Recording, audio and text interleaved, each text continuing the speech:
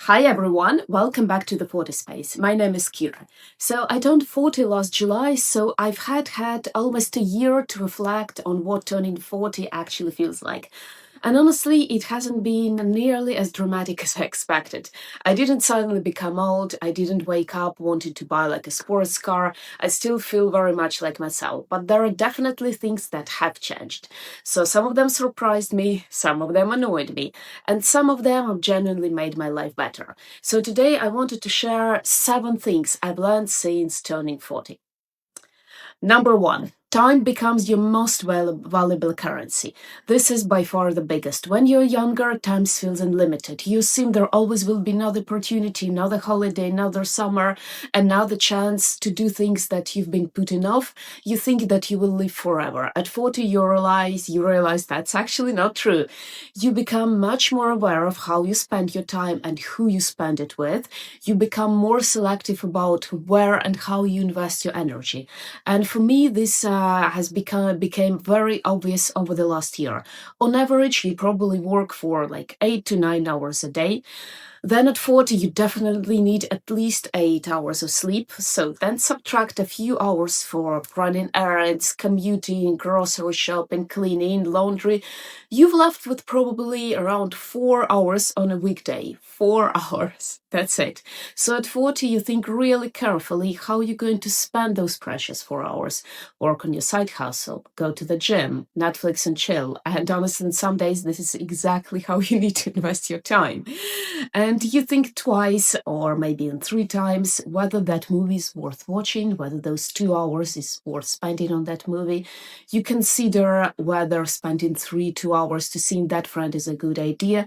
2 or 3 hours you could have spent writing a book, for example, or sleeping, or Netflix and chill. And while that sounds depressing, I think it's actually incredibly liberating. You stop doing things because you feel you should start doing them, because you feel you should be doing them, and start doing things because they genuinely matter to you. And yes, you're very likely to end up with fewer friends too, but only those who truly matter will make the cut. Number two, you genuinely become wiser. I know it sounds very cliche, like tough, but it's true. So one of the best things about turning 40 is that now you've collected enough experiences to start seeing patterns. You understand yourself better. You know your strengths. You know your weaknesses. You know which situations bring out the best version of you and which situations bring out the worst. You're also much better at reading between the lines. Corporate etiquette, knowing really well when someone doesn't really like you, even though they're having a very, very polite, civilized conversation. So, knowing when things between you and your best friend are never going to be the same because you've lived in different universes for far too long. Also, I've lived in London for 15 years now, and now I really know what's behind certain British phrases. I'm doing not too bad things actually means that the person is completely fine. They're not bad, they're fine. Me and my girlfriend are taking things slow means somebody isn't getting a sugar. Sorry means get the fuck out of my way, and they're not sorry about it at all. You've seen enough friendships, relationship managers, colleagues, and life situation to recognize certain behaviors very, very quickly. And perhaps most importantly, you realize how many mistakes you made when you were young, and not the fun mistakes, the actual mistakes. The opportunities you didn't take because you were scared, the people you trusted when you shouldn't have trusted them, and the fact that you've never had plan B, C, or D, for example, for myself, career wise, the situation where you were absolutely convinced you were right and you were really not. So when I was in my 20s, I genuinely thought I knew everything. Looking back, I knew very little. I saw the world in black and white, and now I'm very much aware that most things are just different shades of gray. And I suspect when I'm 60, I'll probably be saying the same about being my 40-year old self. Number three, sports recovery take much longer. This one hurts. Literally has. I've always been active. I love exercise. I still train regularly, and I still think fitness is one of the best investments you can make in yourself, time and money wise. But the reality is that recovery at 40 is very different from recovery at 25 and even at 35 for myself. As I'm filming this, I'm dealing with multiple injuries that have affected my training for months and also in some cases for years. So I have an arm injury that I got while boxing over 4 months ago. Doctors still can't fully diagnose it. I've had four MRIs, X ray, ultrasound, a very painful nerve conduction, and still nothing. And we're talking about private medical cover in the UK, by the way. Over 2 years ago, a throat infection attacked my knee, and it's never been the same again. It's like I have a wooden leg if I push too hard. And my sciatica, which I developed during my yoga teacher training, it just keeps coming back. 5 years ago, I would have simply trained through it. Now I've learned that effort alone is definitely not enough.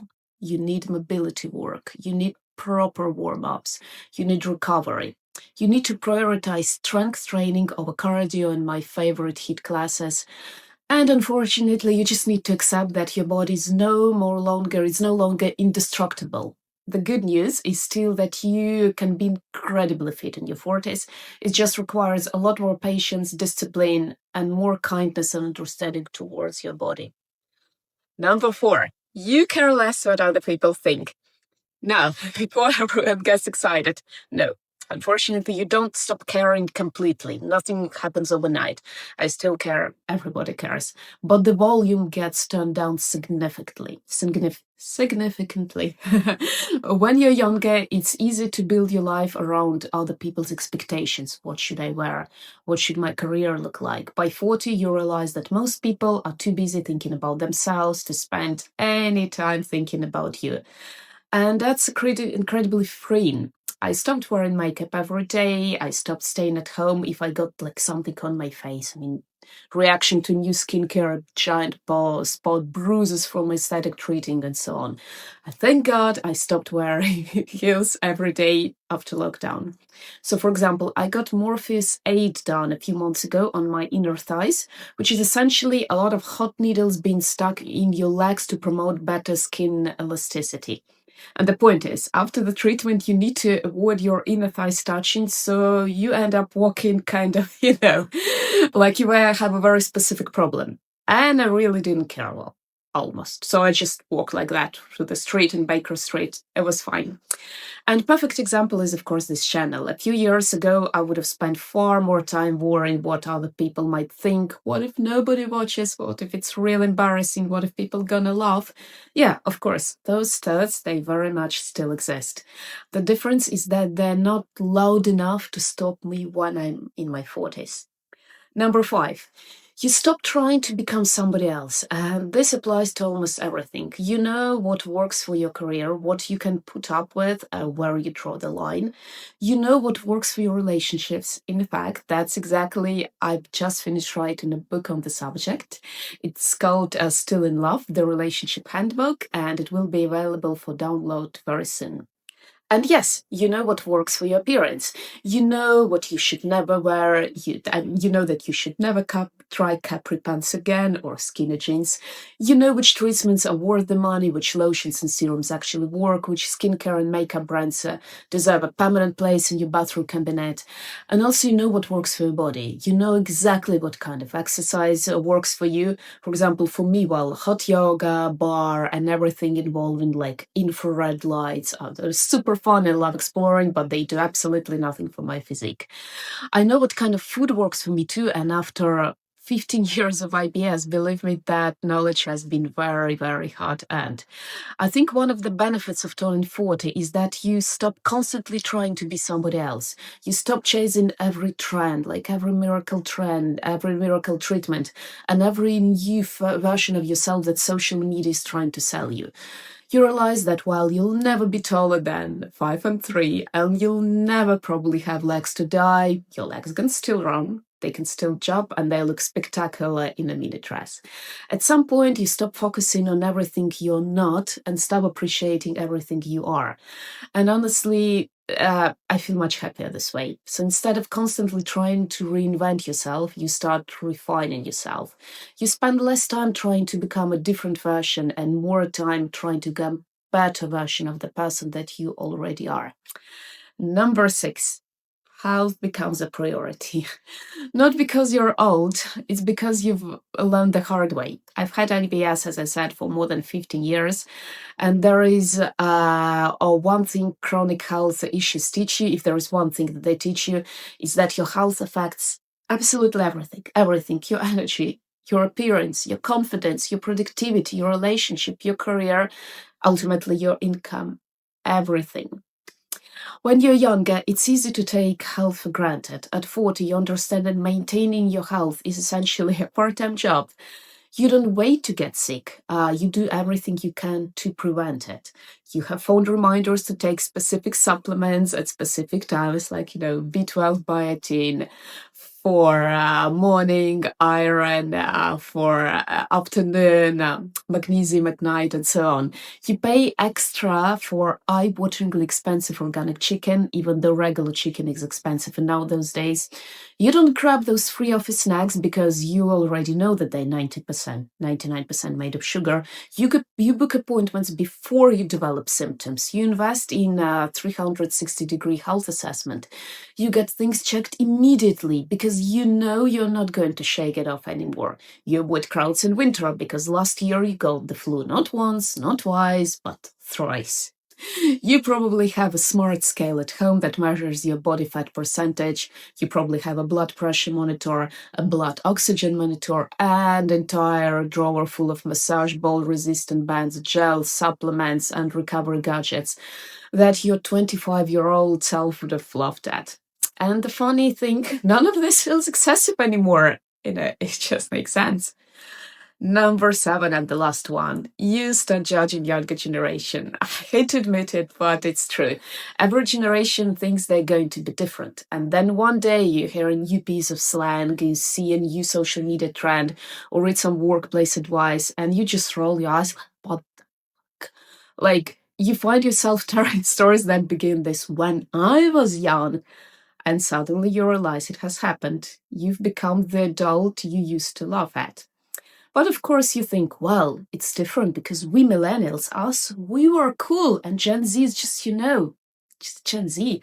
And a big disclaimer here actually, due to the nature of my work, I spend a lot of time with Generation Z, and they can be truly amazing. So smart, so quick, so good with AI, and often so incredibly responsible too. I certainly wasn't like that in my 20s. I was far more careless. So a lot of that taught me invaluable things, especially on the tech side. But outside work, I keep noticing some very common trends. Entitlement, using their families as emotional blackmail, the infamous Gen Z stare, and being on their phones all the time. Okay, actually, let me tell you that story. A friend of mine, she's a senior manager in a media company. So one of her Gen Z team members asked for a day off on a day when there was already just a skeleton staff in place. And the reason was, my uncle is getting married and I need to be with my family. So clearly it's a marriage. It's not an emergency. So my friend had to deny the request because it was last minute and yeah, as I said, it was not an emergency. They could have planned it months ahead. So guess what happened next? That employee called in sick on the day anyway, and there was nothing that could be done about it. And honestly, stories like that, it's not really unusual. It's not an exception. So here it is. I'm Kira. I'm 40, and yes, I judge Gen Z now. The truly horrifying part is Gen Z probably looks at me and thinks exactly the same thing, like I'm a dinosaur to them. So those are 7 things I've learned after turning 40. Some of them are wonderful, some of them are slightly depressing, and some of them nobody warned me about. But honestly, I quite like being 40. I know myself better, I waste less time, I care less about nonsense. And while 25-year-old Kira could recover from almost anything, 40-year-old Kira owns like a collection of massage gun and blood pressure monitor and knows dozens of London doctors by their first name. I think I still wouldn't trade what I've learned for my 20-year-old niece. The funny thing is, when I was younger, I thought turning 40 would mean having everything figured out. No, it doesn't. I still make mistakes. I still procrastinate. I still buy ridiculous serums and outfits and think I'm gonna like look like a 20-year-old Kate Moss. The difference is that I know it's normal. So if you're approaching 40, don't panic. And if you're already there, let me know what I've missed. Because judging by my injury list, my supplement drawer, and my growing inability to understand TikTok trends, I'm pretty sure I'm just getting started. But thank you so much for watching, and I'll see you in the next video. If you like this, please consider liking, please consider subscribing. Thank you.